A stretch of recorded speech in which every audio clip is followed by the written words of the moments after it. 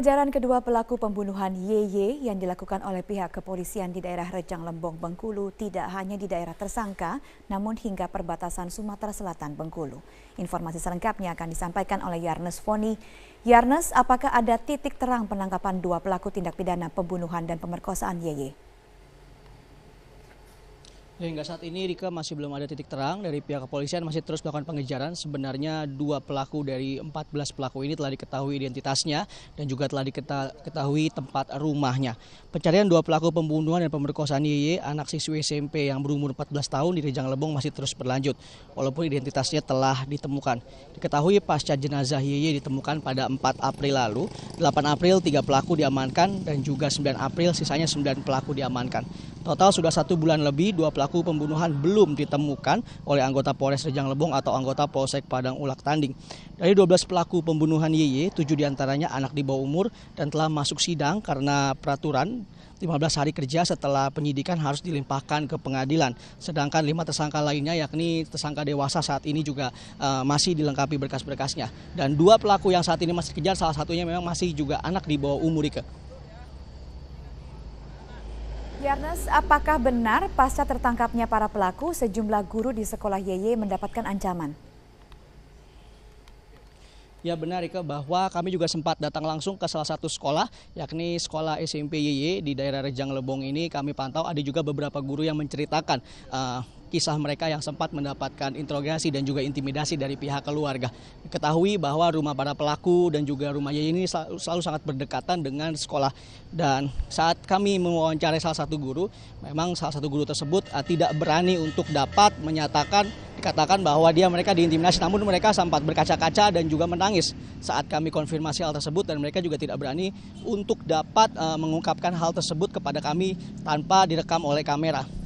Namun kami juga sempat mengkonfirmasi kepada pihak kepolisian mengenai intimidasi oleh pihak guru yang adalah mereka mengajar anak-anak. Ketahui bahwa sekolah ini hanya ada sekitar 30 murid saja. Berikut keterangan dari pihak kepolisian. Tidak ada intimidasi, kita sudah mengecek ke keluarga korban maupun dari pihak-pihak yang terkait. Informasi tersebut kita tidak ada menemukan bahwa ada intimidasi kepada keluarga korban maupun kepada guru-guru. Itu karena isu-isu dari masyarakat mungkin yang tidak bertanggung jawab menguatkan isu-isu tersebut. Tapi kita akan cross-check lagi kebenarannya tentang informasi tersebut. Rika? Menteri Pemberdayaan Perempuan dan Perlindungan Anak Yohana Yambise menemui keluarga 14 pelaku pembunuhan YN di Polres Rejang Lembong. Dan untuk informasi selengkapnya kita bergabung bersama rekan kami Yarnes Foni langsung dari Bengkulu. Yarnes, apa saja yang dibicarakan antara Menteri PPPA dengan keluarga pelaku? Ya, Robert, yang dibicarakan adalah mengenai meminta keterangan dari para orang tua dan juga keluarga dari pelaku pembunuhan YY yang terjadi di Rejang Lembong pada awal April lalu. Diketahui bahwa 14 tersangka saat ini masih 2 orang masih belum diketemukan dan pertemuan tersebut berjalan sekitar 1 jam.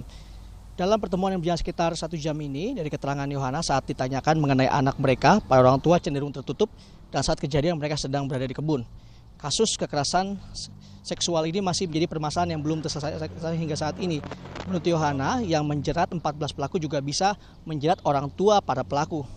Tadi juga 12 pelaku yang saat ini berada di lapas juga didatangkan ke Polres Rejang Lembong untuk bertemu Menteri Yohana dan dimintai keterangan, sedangkan 2 pelaku masih buron. Menurut keterangan pihak kepolisian, pasca jenazah YY ditemukan pada 4 April lalu, tanggal 8 April 3 pelaku diamankan dan 9 April 9 pelaku juga diamankan. Hingga kini masih ada 2 pelaku yang belum ditangkap. Total ada 7 anak pembunuh di bawah umur dan juga 5 orang dewasa. Pelaku pembunuhan ini juga yang kami dapatkan informasi adalah mereka juga sempat menguburkan YY sebelum mereka ditangkap. Kami juga sempat konfirmasi bahwa 7 pelaku di bawah umur ini kenapa disidangkan lebih dahulu dibandingkan yang dewasa, karena menurut Undang-Undang Perundangan Anak 15 hari setelah penyelidikan maka hal tersebut harus dimasukkan ke pengadilan. Robert? Baik, terima kasih Yarnes Foni atas informasi dan langsung dari Bengkulu. Selamat siang Pak Sodik. Selamat siang. Halo Widya, selamat siang. Iya, halo Pak Sodik, apa kabar? Alhamdulillah.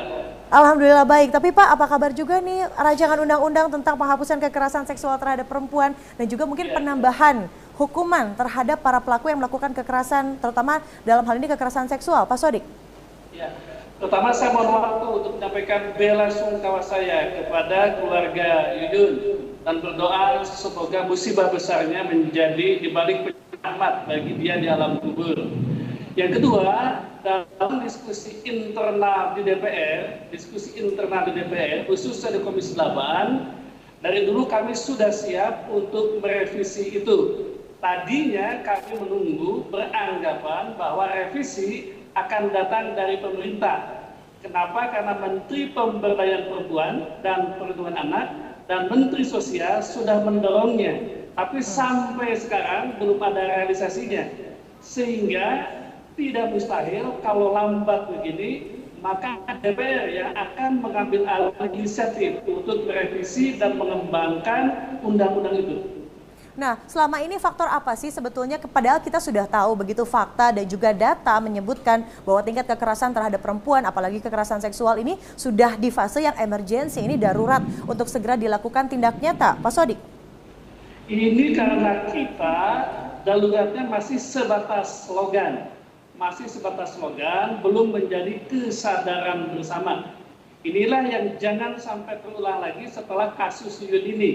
Darurat itu harus dilaksanakan dengan sungguh-sungguh, dengan aksi nyata, dengan kesadaran bersama. Undang-undangnya kita rubah. Pemerintah daerah harus lebih peduli untuk memberikan keamanan di tempat-tempat umum. Polisinya juga harus bertindak cepat bersama dengan pemerintah daerah mengamankan tempat-tempat yang rawan. Kemudian hakimnya juga, sebelum undang-undang diubah, maka berikanlah hukuman yang maksimum. Kemudian media juga, Komnas juga, PAI juga harus segera mengkampanyekan bahwa sekarang benar-benar darurat. Jadi darurat itu bukan sebatas slogan, harus waktunya. Saya akan contoh zaman rezim Soeharto dulu, ketika ada darurat kejahatan langsung ada aksi penembak misterius itu. Mungkin kita tidak boleh dengan cara itu, tapi kita harus belajar bahwa darurat kejahatan saat itu langsung oleh pemerintah ditindaklanjuti dengan aksi-aksi yang nyata. Ya, jadi dalam hal ini berarti DPR akan menjamin katakanlah RUU kekerasan terhadap perempuan dan anak akan segera masuk di prolegnas ya Pak? DPR akan menjamin, tapi sebelum undang-undang itu diubah, yang bisa kita laksanakan, khususnya oleh pemerintah, oleh masyarakat, mari kita laksanakan. Pemerintah daerah memperketat keamanan di daerah-daerah rawan dengan polisi. Kampanye terus-menerus. Jangan kampanye ketika ada musibah saja. Sekolah-sekolah juga, gerakan pendidikannya, ulama-ulama juga, ustadz-ustadz juga, para pendeta juga. Ceramahnya sekarang harus ceramah membangun kesadaran kepada darurat kekerasan kepada perempuan dan anak. Oke, jadi seluruh lapisan elemen masyarakat begitu bersinergi untuk memberikan kepekaan dan juga pemahaman begitu kan bahwa kekerasan, terutama kekerasan terhadap perempuan dan juga anak ini sudah semakin emergensi. Pak, sebagai informasi saja, data yang kami dapatkan dari KPAI sepanjang tahun 2015 hingga 2016 itu sekitar 2 jam sekali tetap ada saja kekerasan yang dilakukan terhadap para kaum perempuan dan juga pada anak. Mungkin ada yang harus spesifik diperbaiki dalam undang-undang tersebut, Pak. Kira-kira apa nih, penambahan hukumankah? Atau seperti yang digagas oleh para penggiat sosial media bahwa mereka mengatakan bahwa hukumannya ini kurang untuk para pelaku, bahkan sekedar untuk melakukan kekerasan verbal juga patut mendapatkan konsekuensi hukum. Saya setuju hukumnya diperberat ya, dan bagi semua pelaku. Tapi itu kemudian menjadi tidak berarti jika tidak didukung oleh semua elemen yang terlibat atau yang peduli kepada kekerasan ini. Sekali lagi, kita mendukung penambahan berat itu, kemudian juga kemudahan-kemudahan di dalam proses penyidikannya. Tapi bagi saya, semua itu menjadi kurang bermakna ketika kepedulian kita terhadap darurat kekerasan itu belum menjadi gerakan masyarakat. Sekarang hari Jumat, coba tadi dicek, adakah khotib-khotib yang berbicara tentang darurat kekerasan pada anak. Ini sebuah contoh bahwa kita berslogan dalam kekerasan belum bentuk aksi-aksi nyata. Sekali lagi, saya mendukung revisi undang-undang, kemudahan terhadap hukum beracaranya, sanksi yang lebih berat, tapi yang lebih penting adalah aksi-aksi dari seluruh lapisan masyarakat tentang situasi darurat kekerasan anak ini. Baik, terima kasih Pak Sodik Mujahidin, Wakil Ketua Komisi 8 di DPR. Selamat kembali melanjutkan liburan Anda Pak yang sedang reses. Terima kasih sudah meluangkan waktu bagi para pemirsa untuk memberikan gambaran dan juga memberikan janji nyata tentunya bahwa nanti RUU kekerasan terhadap perempuan dan juga anak akan segera maju di prolegnas dan juga ada tindakan nyata dari masyarakat sebagai bentuk kesadaran bahwa bahaya mengintai di mana-mana. Terima kasih. Terus kemudian lengkap dengan sanksinya supaya nanti partai juga bisa jadi. Selama ini auditornya BPK untuk uang yang dari Jadi negara. pembendahannya komprehensif. Kita tidak hanya menaikkan uang tetapi juga diikuti mekanisme yang lain. Saya pikir Pak Cahyo kemudian ditentang banyak oleh publik hanya berkisar berdebat soal nominal 1 triliun saja. Tetapi soal sektor lain itu juga barangkali belum dijelaskan secara lebih baik oleh beliau. Nah, paket ini tentu paket lengkap yang harus diperbaiki, tidak hanya menaikkan uang saja, tapi juga soal tanggung jawab ini implementasi karena ini mengelola dana negara yang begitu besar. Betul sekali. Dan sekali lagi, Mas Wahyu, kita tidak harus memberikannya dalam bentuk negara, maksudnya tidak harus memberikannya dalam bentuk fresh money, tapi bisa bentuk in kind, seperti slot iklan di televisi. Jadi seluruh partai politik disubsidi oleh negara beriklan di TV, ada TV negara, kira-kira plat merah kan ada tuh. Itu bisa digunakan dan itu dihitung sebagai subsidi negara kepada partai politik. Jadi tidak perlu lagi kemudian berkampanye terus-menerus di partai politik dan tidak juga perlu partai politik yang punya TV dia terus yang berkampanye di situ. Itu juga dua hal yang sama-sama bisa dibenahi menurut saya. Dan termasuk komponennya nanti komponen subsidinya mungkin kalau kita boleh mencontoh, kalau sekarang kan pro rata tapi nominalnya sama tapi tergantung perolehan kursi.